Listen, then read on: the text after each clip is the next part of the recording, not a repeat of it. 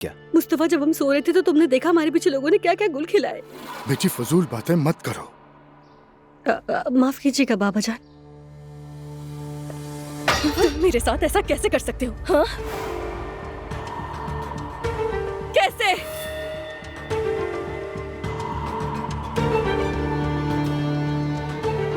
क्या हो गया यार? क्या कर दिया मैंने? अजलान, तुमने फिर क्या कर दिया? मुंह बंद रखो अपना। क्यों क्यों चुप करवा रहे हो? डर है कि सच ना पता चल जाए। यार तुम ये क्या बकवास कर रही हो सुबह सुबह? तुम उस औरत के पास क्यों गए थे, बताओ?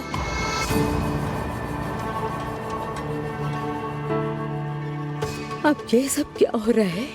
आय आय आय आय आय। रूच यार, तुम्हें हुआ क्या है? जो मुंह में आ रहा है बके जा रही हो। जवाब दो, उस औरत के घर क्या करने गए थे तुम? देखो अब मुझे गुस्सा मत दिलाओ, होश में आ जाओ। मेरे दोस्त ने तुम्हें देखा था।